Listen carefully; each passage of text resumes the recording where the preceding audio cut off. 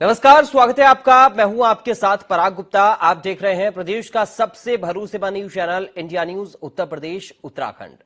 बात करते हैं पहले प्यार, धर्म और धोखा। जी हां, हम लव जिहाद की बात कर रहे हैं, जहां देश भर में लव जिहाद के मामले थमने का नाम नहीं ले रहे। उत्तर प्रदेश, उत्तराखंड समेत कई राज्यों में लगातार लव जिहाद के मामले सामने आ रहे हैं। आखिर ये लव जिहाद क्या होता है? लव जिहाद पर क्या कानून है? लव जिहाद के कानून में कितने साल की सजा का प्रावधान है? आपको हम विस्तार से बताएंगे। बने रहिए हमारे साथ।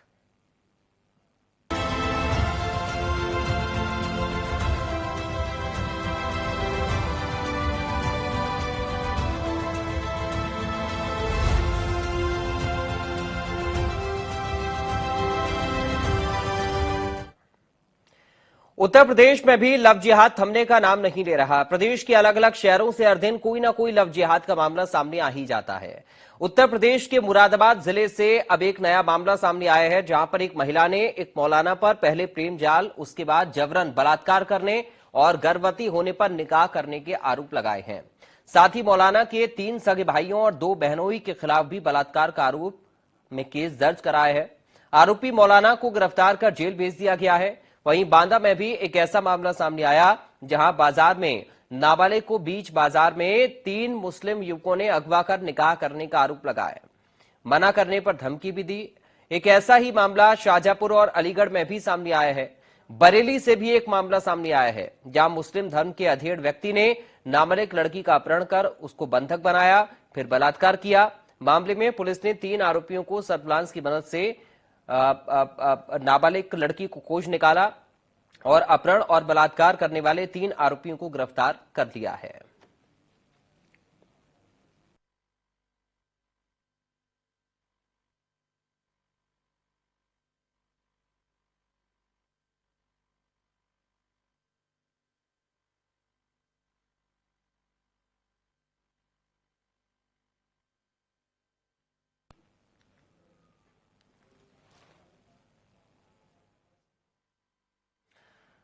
तो ग्राफिक के जरिए बताते हैं आपको कि देश में कहां कहां लव जिहाद के मामले सामने आए हैं। तो देखिए, उत्तर प्रदेश में भी लव जिहाद के मामले, उत्तर प्रदेश अछूता नहीं है लव जिहाद के मामलों से। इसके साथ ही मध्य प्रदेश में भी इस तरीके के मामले देखे गए हैं। उत्तर प्रदेश में, मध्य प्रदेश में, गुजरात में इस तरीके के मामले सामने आए हैं। तो ये लव जिहाद के जो केसेस हैं, ये सिर्फ किसी एक प्रदेश से नहीं है। यूपी, एमपी, गुजरात, हिमाचल प्रदेश से भी मामले सामने आए हैं। इसके साथ ही हरियाणा से भी लव जिहाद के मामले सामने आ चुके हैं।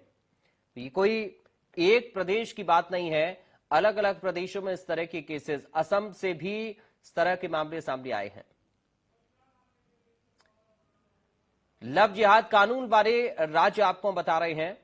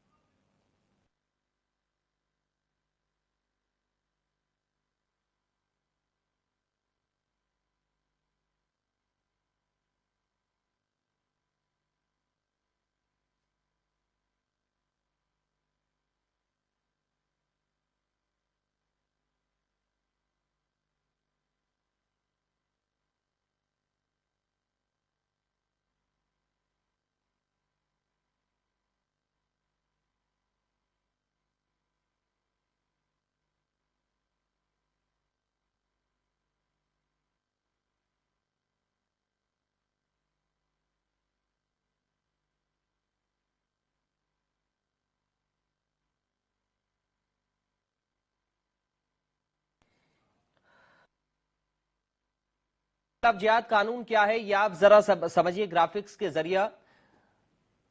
धन परिवर्तन के लिए अगर कोई दबाव बनाता है तो ये इस कानून की श्रेणी में आता है। अब देखिए, धन परिवर्तन के लिए इच्छा संबंधी घोषणा पत्र है। अगर आप धन परिवर्तन करना चाहते हैं तो इसके लिए घोषणा पत्र आपको देना होगा। जिला मजिस्ट्रेट के पास 60 दिन पहले आपको यह घोषणा पत्र देना होगा, यानी इसकी सूचना पहले से ही आपको जिला मजिस्ट्रेट को देनी होगी।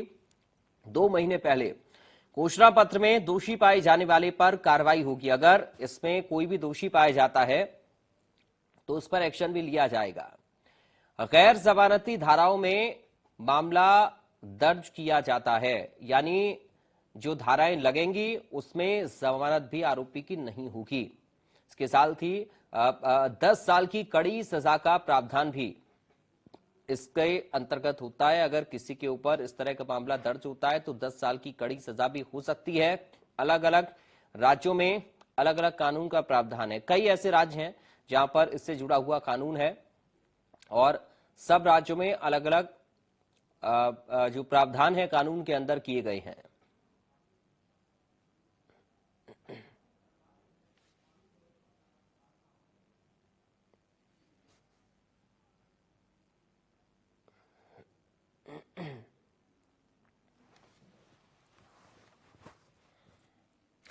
इस वक्त हमारे साथ कुछ खास मेहमान जुड़ गए। सीधा आपका परिचय करा दें और आज समझेंगे लव जिहाद के मामले आखिर क्यों सामने आ रहे हैं, कैसे इनको रोका जा सकता है।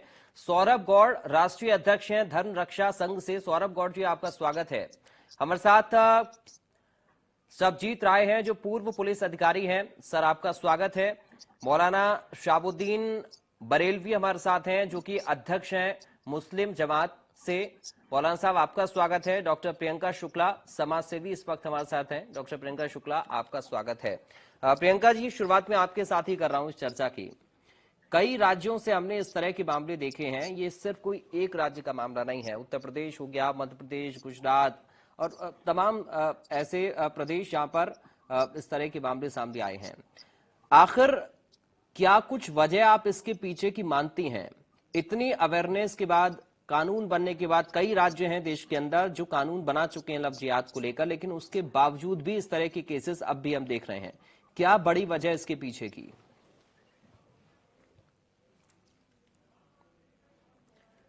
प्रियंका जी, आपको आवाज मिल रही है हमारी? चलिए, लगता है प्रियंका जी तक आवाज नहीं पहुंच रही है। सौरभ जी, आप मुझे सुन पा रहे हैं? चलिए सौरभ जी, अगर आपने मेरा सवाल सुना होगा तो चाहूंगा सर आप जवाब दें सवाल का। देखिए, आपका जो सवाल है कि लव जिहाद की वजह क्या है, तो मैं आपको ये बताऊं कि लव जिहाद की जो मुख्य वजह है वो हमारे सनातन धर्म में जिस प्रकार से व्यवस्थाएं बनाई हुई है, धार्मिक हमारे परिवारों में बचपन से बच्चों को धार्मिक शिक्षाएं नहीं दी जाती। वो धीरे धीरे इस सब चीजों को समझते हैं, देखते हैं। मगर इस्लाम धर्म में बच्चों के पैदा होते ही उनको धार्मिक शिक्षाएं दी जाती हैं और वो केवल और केवल अपने धर्म के ऊपर अडिग रहते हैं। यानी मेरे कहने का मतलब कि सनातन धर्म में कभी भी कट्टरवादिता नहीं सिखाई जाती। ये कट्टरवादिता केवल इस्लाम धर्म में सिखाई जाती है और बाद में इस्लाम धर्म में जिस प्रकार से षड्यंत्र करके, और आज से नहीं, जब से इस्लाम धर्म की स्थापना हुई है तब से लेके और आज तक षड्यंत्र करके हमारे सनातनियों के अलावा भी ईसाइयों को भी इन्होंने धर्मांतरण कराया। जो सभी लोगों को ये पूरे दुनिया में चाहते हैं कि हर आदमी मुसलमान हो जाए और ये धर्मांतरण कराते हैं। लव जिहाद का जहां तक मामला है तो हमेशा इन्होंने अपनी पहचान छुपाकर हाथ में इन्होंने हिंदुओं की पहचान के गले में कंठी माला पहनकर, तिलक लगाकर अपने को हिंदू साबित करके और लव जिहाद के काम को ये आगे बढ़ाते हैं और बाकायदा इनको इस्लाम धर्म की ओर से पुरस्कृत भी किया जाता है। नहीं, ये जो आप कह रहे हैं सर, इसके पीछे की वजह आप क्या मान रहे हैं, या फिर आधार आप क्या इसके पीछे का मान रहे हैं सौरभ जी? देखिए, मैंने बताया ना, इसके पीछे की वजह ये है कि ये सारी दुनिया में इस्लाम धर्म को फैलाना चाहते हैं। ये सारी दुनिया को, यानी आप ये कह रहे हैं कि एक सोची समझी रणनीति के तहत किया जा रहा है? बिल्कुल सोची समझी रणनीति। चलिए, मौलाना साहब के पास हम चल रहे हैं, उनसे थोड़ा इसको समझते हैं, क्योंकि भारत में चल रहा है वो और बेहतर तरीके से, जी, वो और शायद बेहतर तरीके से हमें बता पाए क्या इस्लाम में इस सब की इजाजत है या नहीं है। अगर जो आप कह रहे हैं वो बात सही है। मौलाना साहब, कैसे आप इन मामलों को देख रहे हैं? देखिए, ये मामला प्यार और मोहब्बत का है। ठीक है सौरभ जी, आऊंगा, मौलाना साहब को सुन लेते हैं। वाकयात पूरे उत्तर प्रदेश में नहीं, हर जगह हो रहे हैं और पहले से भी होते आए हैं और आइंदा भी होते रहेंगे। इसमें मजहब का कोई ताल्लुक नहीं है, किसी भी मजहब से इसको जोड़ के देखा ना जाए। जी। अब जिस तरीके से लव जिहाद की आप बात कर रहे हैं, मुस्लिम लड़कों का आपने जिक्र किया, तो ऐसे ही बहुत सारे ऐसे हिंदू लड़के हैं जो मुस्लिम लड़कियों से भी वो प्यार मोहब्बत कर रहे हैं और फिर शादी होती है। दोनों तरफ इस तरह की बातें हैं, मगर इस्लाम ने साफ साफ तरीके से स्पष्ट किया है और पैगंबर इस्लाम हुजूर सल्लल्लाहु ताला अलैहि वसल्लम ने फरमाया है कि लालच दे करके, किसी पे जोर दबाव दे करके उसका धर्मांतरण नहीं कराया जा सकता, तब्दीली मजहब नहीं कराया जा सकता, और अगर कोई इस तरह कराता है वो जायज नहीं है। एक बात। दूसरी बात यह है कि इस्लाम ने अपने अनुयायियों को एक दायरे में रहने के लिए और एक अपनी पहचान के साथ रहने के लिए कहा है। मैं इस बात को बार बार जो है मुस्लिम नौजवानों से जगह जगह जलसों में, मीटिंगों में इस बात को कह रहा हूं, मीडिया के माध्यम से भी कह रहा हूं कि पहचान न छुपाएं। अपनी इस्लामी पहचान को छुपा करके फेसबुक पर या सोशल मीडिया पर कलावा हाथ में बांध करके, रुद्राक्ष पहन करके, ये इस्लामी पहचान को छुपा करके किसी गैर मुस्लिम लड़की से शादी ब्याह न करें। कुरान ने साफ साफ कहा वला तुल मुशरिकीन हत्ता युमिनू, या उसका तर्जमा ये है कि कुरान अपने अनुयायियों से कह रहा है, हुक्म दे रहा है कि तुम उस वक्त तक शादी ब्याह न करो, यानी तुम्हारा गैर मुस्लिम लड़कियों से शादी ब्याह जायज नहीं है जब तक कि वो इस्लाम मजहब कबूल न कर ले। तो यानी साफ साफ मतलब यह है कि गैर मुस्लिम लड़कियों से शादी ब्याह मत करो, अपने ही दायरे में रहो और अपनी पहचान को मत छुपाओ, गैर मुस्लिम लड़कियों से संबंध मत बनाओ। आज जो ये हालात हो रहे हैं और एक लव जिहाद का जो नाम दे दिया गया, एक पॉलिटिकल एक नारा चल गया। नहीं मौलाना साहब, आप जो कह रहे हैं वो सही है कि हम इस तरह से अपील लोगों से कर सकते हैं, नौजवानों से, युवाओं से कर सकते हैं, लेकिन इस अपील का कोई असर तो हो नहीं रहा है। मामले तो फिर भी सामने आ रहे हैं। तो इसके पीछे की बड़ी वजह सौरभ जी कह रहे हैं कि एक सोची समझी रणनीति है। क्या ये सोची समझी रणनीति के तहत किया जा रहा है? नहीं, बिल्कुल ये बात गलत है, बिल्कुल ये बात गलत है। ऐसी सोची समझी रणनीति कुछ भी नहीं है, कोई पॉलिसी नहीं है, कुछ नहीं है। और इस तरीके से वाकयात जो है वो पहले भी होते आए हैं, आज हो रहे हैं और कल भी आइंदा भविष्य में भी होंगे। इस तरीके से वाकयात रोका नहीं जा सकता। इसको किसी मजहब से जोड़ के मत देखिए। ठीक है, आप जिस कुरान की यहाँ पर बात कर रहे हैं। चलिए, प्रियंका जी हमारे साथ जुड़ गई हैं। सौरभ जी आऊंगा मैं, थोड़ा सा रुक जाइए प्लीज। प्रियंका जी हमारे साथ जुड़ गए हैं। प्रियंका शुक्ला जी, आपको आवाज आ रही है? जी जी, मुझे आवाज आ रही है। प्रियंका जी, आपने सुना क्या? सौरभ जी को भी और मौलाना साहब को भी। सौरभ जी कह रहे हैं कि सोची समझी रणनीति है, मौलाना साहब कह रहे हैं कि ये बदनाम करने की कोशिश है। जी देखिए, सौरभ जी जो कह रहे हैं वो बिल्कुल कई विषयों पर जो आई है सामने, मामले आए हैं वो बिल्कुल सही है, क्योंकि ये बच्चों ने ही कबूल किया है, छोटे छोटे 18 से 19 साल के लड़कों ने, कि कहीं ना कहीं हमको ये पैसे दिए जाते हैं, कहीं ना कहीं हमें कहा जाता है कि हमें जो है इस प्रोसेस को करने में इतना इतना जैसे डीलिंग होती है, बिल्कुल इस प्रोसेस को बड़े अच्छे से नेटवर्किंग वे में, बिल्कुल पूरा नेटवर्क है, पूरा इस पे काम किया जा रहा है। तो मौलाना साहब अपनी जगह पर इसलिए, क्योंकि ये जो है अपने उसकी तरफ से अपने जो है उन धर्म को वो करने के लिए शायद उनको लग रहा होगा कि सेंसिटिव बातें हैं ये जो हम कर रहे हैं, लेकिन मौलाना साहब ये बात सेंसिटिव नहीं है, ये बात इंसानियत की है। बात चाहे किसी की भी हो, चाहे वो लड़की तो जा रही है ना, लड़कियों का तो मर्डर्स हो रहे हैं ना, किसी के भी माध्यम से हो रहे हैं, तो भाई क्यों बार बार मुस्लिम समाज ही, समुदाय ही बार बार आ रहा है? इस विषय पर सोचना होगा गंभीरता से। मेरा यही कहना है कि ये मेरे को कोई बहुत साधारण विषय नहीं है, ये बहुत गंभीर विषय है। और जो सौरभ जी ने कहा प्री प्लान हो रहा है, ये सच है, इसमें कोई दो राय नहीं है। ठीक है जी, राय साहब के पास हम चल रहे हैं। राय साहब, ये तो सच्चाई है कि सिर्फ अभी नहीं, इससे पहले भी ये केसेस थे, लेकिन क्या आपको लग रहा है कि अभी इन केसेस में बढ़ोतरी हो गई है और पहले के केसेस में और अब के केसेस में कोई अंतर आपको नजर आता है क्या? हाँ, ऐसा है। अभी जो मौलाना साहब जी हमारे कुरान है ऐसा नहीं लिखा गया। तो अगर नहीं लिखा गया है कि कर हो रहा है, तो इस पर जो है ये उनका एक कहना है कि के माध्यम से सबका ये प्रवचन चलेंगे ऐसा। लेकिन जब ऐसा कुछ होता है तो फिर डिफरेंट अगर गलत है कंसील करके भाग करके अलावा आ दिया, अगर कोई लड़का अगर वो मतलब एक कुरान की किताब लेकर के ताबीज पहन करके जो उसको कंसीलमेंट करना है, जी अगर वो कंसील करके किसी लड़की को शादी और उससे शादी करता है बात, मैं आपसे बताऊं, ये तो क्लासिक को बता दिया मौलाना साहब ने, लेकिन उसका इम्प्लीमेंट कैसे होगा ये नहीं बता। सारे धर्म गुरु अपनी फिलॉसफी तो बताएंगे, हाउ टू इम्प्लीमेंट मतलब ये वर्ड उसको नहीं बता पाएंगे।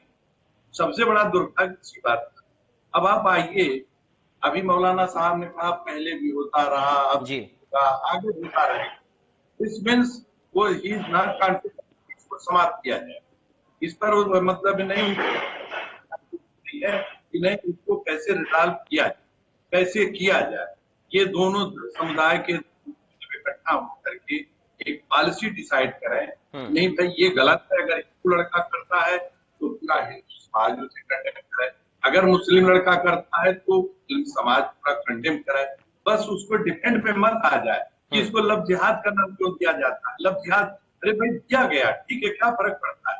अगर दिया गया है, इसको पॉलिटिकल आप क्यों कह रहे हैं मौलाना साहब, रहे तो पॉलिटिकल है भाई। अगर अति हो रहा बात हो रहा तो उसकी उठाइए भाई साहब, कि उन अकबर के लिए कहा गया था भाई से शादी उन्होंने किया, क्या कभी जोधा भाई उन्होंने काटा अकबर ने? फखरुद्दीन अहमद साहब थे जो भारत के राष्ट्रपति हुए थे, उनकी भी शादी उन्होंने जो है हिंदू लड़की से किया था, उन्होंने तो कभी नहीं काटा। अभी आमिर खान है, शाहनवाज हुसैन है, सारे लोग हिंदू लड़कियों से शादी किए हैं, बट वो इस तरह से ब्रूटल मर्डर तो नहीं कर रहे हैं। ये इस इधर कुछ दिनों से इधर जब से जाकिर नायक जो धर्म का गुरु मसीहा बताया गया, जब से उसने स्पीच देना शुरू किया, मुसलमानों को फुटाने का काम किया। सबसे बड़ा गड़बड़ी क्या, हमारे मुस्लिम धर्म गुरु कहते हैं कि इस्लाम सबसे बड़ा अच्छा धर्म है, वो तो है, लेकिन अन्य धर्म को छोटा कहना भी तो गलत है। हिंदू धर्म अपनी जगह, इस्लाम धर्म अपनी जगह है, किसी धर्म को कहना नहीं साहब मेरा ही धर्म सबसे अच्छा है, ये दिस इज रॉन्ग। अब कि इसको कैसे रिजॉल्व किया जाए। ठीक है, इधर कुछ दिनों से जी ये जो मतलब ये कृत्य हो रहा है, कंसीलमेंट करके शादी किया जाना, सारी बातें ये पहले नहीं होता था। जब से ये धर्म गुरु जो असली धर्म गुरु नहीं है, अगर इनसे मैं पूछूं कुरान का शाब्दिक अर्थ क्या है मौलाना साहब से, तो बता नहीं पाएंगे कुरान का शाब्दिक अर्थ क्या है।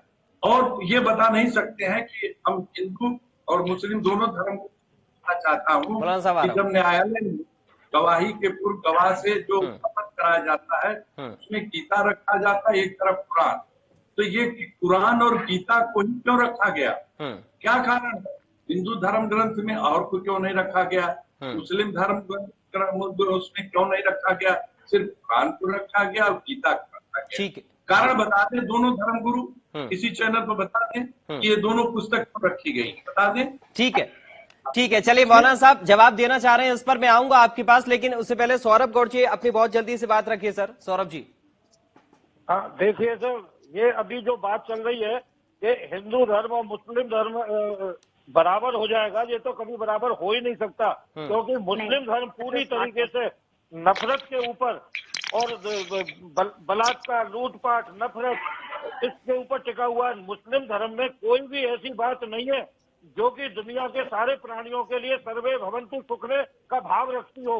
ये भाव तो केवल हमारे सनातन धर्म में ही रखा जाता है। मुस्लिम धर्म का मतलब ही है कि आपको किसी भी तरीके से सारी दुनिया के हर व्यक्ति को काम, दान, दंड, भेद उनको मुसलमान बनाना है, और जब तक उनको मुसलमान आप नहीं बना देंगे तब तक नहीं, बिल्कुल। देखिए, इल्जाम मत लगाइए सौरभ जी, इल्जाम मत लगाइए, मजहब पर इल्जाम मत लगाइए। हमने मजहब के ताल्लुक से कोई बात नहीं कही है, और आप इस्लाम मजहब पर इल्जाम मत लगाइए, इल्जाम लगाना गलत है। ये डिबेट जो है वो लव जिहाद की है, ना कि चलिए मौलाना साहब मैं आ रहा हूँ, थोड़ा सा रुक जाइए, आप जवाब दीजिएगा, एक बार सौरभ जी कंप्लीट कर ले पहले। पर इल्जाम मत लगाइए। चलिए गौड़ साहब कंप्लीट कर लीजिए बहुत जल्दी से। मौलाना साहब आ रहा हूँ, थोड़ा सा रुक जाइए ये गलत बात है, बिल्कुल गलत बात है। प्लीज मौलाना साहब थोड़ा सा रुकिए सर, इसलिए डिबेट नहीं रखी गई। ठीक है आ रहा हूँ आपके पास, मैं बैठूंगा, मैं भी आपके हर सवाल का जवाब दूंगा। ठीक है, प्लीज सौरभ जी। सारे 57 देश पहले कभी मुस्लिम नहीं हुआ करते थे, जबरदस्ती उनका धर्मांतरण करके उनको इस्लामिक देश बनाया गया? आप बता दें एक ठीक है। दुनिया का देश प्रेम से और मोहब्बत से अगर इस्लाम देश ने ग्रहण किया हो। ठीक है, चलिए मौलाना साहब रखिए बात। जी देखिए, जो सौरभ जी ने जो बात कही, उससे पहले जो बात कह रहे थे इस्लाम मजहब पर जो इल्जाम लगा रहे हैं, ये सरासर झूठी बात है और गलत बात है। अफवाह फैलाना है, लोगों को गुमराह करना है। मैंने तो हिंदू मजहब या किसी भी मजहब के ताल्लुक से मैंने कुछ भी नहीं कहा। पूरी गुफ्तगू की रिकॉर्ड नहीं सुन मौलाना साहब, लीजिए। देखिए न आपने मैंने अभी छोटा कहा, कहा, न मैंने आपने बड़ा कहा कि तो आप इसलिए किसी को भी हासिल नहीं है। लव जिहाद शब्द को लेकर जो आपत्ति है और साथ ही ये जो कहा जा रहा है कि ये मुस्लिम धर्म को टारगेट करने की कोशिश है, तो लव जिहाद कानून किसी एक धर्म के लिए तो नहीं है ना सर, ये किसी एक धर्म के लिए नहीं है, ये तो सभी धर्मों के लिए है। अब लव जिहाद कानून का मतलब तो पहले सर समझना होगा ना हमें। लव जिहाद कानून का मतलब तो ये है कि अगर कोई झूठ बोलकर जबरदस्ती धर्म परिवर्तन कराता है, शादी का दबाव बनाता है, तो ये लव जिहाद के अंतर्गत आएगा। अगर कोई अपनी मर्जी से कर रहा है तो नहीं आएगा। अब इस कानून को जब तक हम ना समझें, उस पर हम टिप्पणी करते रहें, तो उससे क्या अर्थ निकलेगा सर? और आपकी जो अपील है उसको कैसे युवा समझ पाएंगे मौलाना साहब? देखिए, लव जिहाद के ताल्लुक से जितनी भी बात करिए, हम बात करने के लिए बैठे हुए हैं, मगर मजहब पर लव जिहाद की आड़ में इल्जाम मत लगाइए। मजहब पर आरोप इल्जाम मत लगाइए, ये गलत बात अभी है। देखिए, लव जिहाद अभी पे राय खूब साहब ने बात क्या करिए, कहा, कानून अभी पे राय खूब साहब ने बात क्या करिए, कहा, मैं तमाम अभी चीजों का राय साहब जवाब ने देने क्या के लिए कहा तैयार कि हूं। आप शब्द जो पर है वो आपत्ति कर रहे हैं, इल्जाम- उससे बेहतर इल्जाम ये है पे कि हमें आप एतराज समाधान है। निकालने की लव दिशा में जिहाद आगे के कदम ताल्लुक उठाएं। से जो है पूरी बात तो मैं कह चुका हूं। अब मैं तो पूरी बात कह चुका हूं। मैंने डिफेंस नहीं किया है, मैंने प्रियंका जी, डिफेंस नहीं किया लड़कों का। और जो अभी मनोज ने किया, टुकड़े किए, उसका आप कहीं जिक्र नहीं करेंगे, कहीं कोई बात नहीं लेकर के आएंगे। आप मैं वन तो साइडेड वही कह रहा हूं, बात करेंगे। मैं ये क्या कह गलत रहा हूं बात है, एक सर? तरफा मौलाना बात साहब, मत आप करिए। देखिए, एक दोनों तरफा तरफ की बात करते हैं ना, तभी इंसाफ की दिक्कत बात होती है। करिए।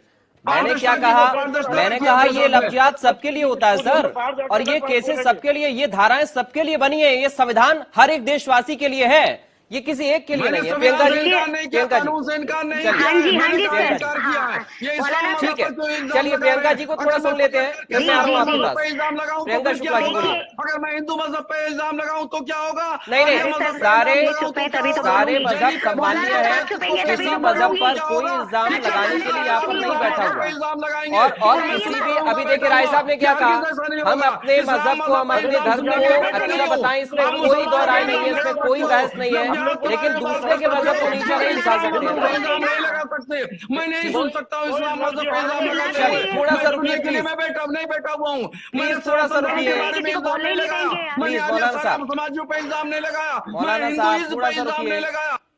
थोड़ा सा रुकिए प्लीज। प्रियंका जी रखिए अपनी बात। हाँ जी, मैं यही कहना चाहती हूँ कि यही तो हो रहा है। सिर्फ हम बातों में ही उलझे हुए हैं, किसी चीज का कोई अर्थ ही नहीं है।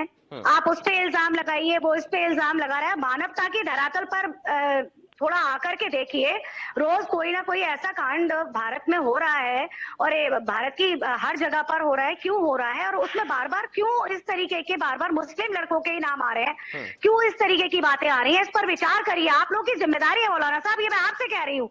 एक महिला होने के नाते मैं आपसे कह रही हूँ, ये आपकी भी जिम्मेदारी है। हम भी बेटियां हैं, हम भी बहनें हैं, हम भी महिला हैं, हम भी किसी के वो है। अगर कल को हम किसी पे विश्वास करते हैं, मान लीजिए मैं आप पे ही विश्वास करती हूँ, और आप मुझे कहीं ले जा करके फिर उसके बाद आप मुझे कहीं बेवकूफ बना करके अगर मुझ में 20 चक्कू घोंप देते हैं, तो ये जिम्मेदारी किसकी है? तो ये संस्कारों में या मानसिक स्थिति में क्या परिवर्तन लाना है, इस पर विचार करिए। ये तो बहुत ही गलत बात है। ठीक है, चलिए सौरभ जी, फाइनल रिएक्शन आपका एक मैं चाहूंगा, उसके बाद बाकी लोगों के पास मैं जा रहा हूं। आपने कहा कि आपने मजहब पर सवाल उठाया, जो भी आपने मौलाना साहब को लेकर कहा, इस्लाम को लेकर या फिर मुस्लिम जो आरोपी सामने आ रहे हैं उनको लेकर कहा। अब इस बात में तो कोई दो राय नहीं है कि बलात्कार के केस तो हिंदू लड़कों के भी सामने आते हैं, तो इस पर सिर्फ एक धर्म के ऊपर कैसे आप उंगली उठा सकते हैं? नहीं, देखिए, हिंदू धर्म का लड़का अगर बलात्कार कर भी रहा होगा ना, तो वो अपने को मुस्लिम बता के नहीं कर रहा होगा, वो अपने को हिंदू बता के, वो तो एक आपराधिक श्रेणी में आने वाली अलग व्यक्ति है जी। ये जो मुस्लिम समाज के लोग कर रहे हैं, ठीक है, हिंदू बनते हैं। चलिए, अब मौलाना साहब के पास मैं चल रहा हूं। आपका उत्तर मिल गया सर मुझे। मौलाना साहब, अब आपको समझ आया सर, ये जो नाम बदलकर छिपाने वाली आदत है ना, दरअसल यही लव जिहाद है। बिल्कुल, मैं बराबर इस बात को कह रहा हूं, और बैठते ही सबसे पहले मैंने ये कहा जी। और कि पहचान छुपा करके किसी के साथ में संबंध ताल्लुकात नहीं बनाना चाहिए। अभी जो मोहतरमा ने जो बात कही, इनकी बात बहुत माकूल है और सब लोगों को मिल करके इस समस्या का समाधान खोजना चाहिए, मगर किसी भी मजहब को दोषी करार नहीं देना चाहिए। अगर कोई मुसलमान कर रहा है तो मुसलमान जिम्मेदार है, कानून उसके खिलाफ कार्रवाई होना चाहिए, उसको उठा के बंद करिए, जेल डालिए। हर स्टेट में, उत्तर प्रदेश में भी सेंट्रल में बीजेपी की गवर्नमेंट है, उठा के बंद कर दीजिए। मैं उसका पक्षधर नहीं हूं। हम उम्मीद करेंगे सर इस तरह आप लोगों से अपील भी करें और साथ ही अगर मिलकर समाधान बातचीत से निकालें तो ज्यादा बेहतर होगा। बहुत शुक्रिया। आज चूंकि वक्त हमें इतनी इजाजत दे रहा है इस चर्चा के लिए, आप सभी मेहमानों का बहुत शुक्रिया हमारे साथ इस चर्चा का हिस्सा बनने के लिए। फिलहाल दीजिए इजाजत, नमस्कार।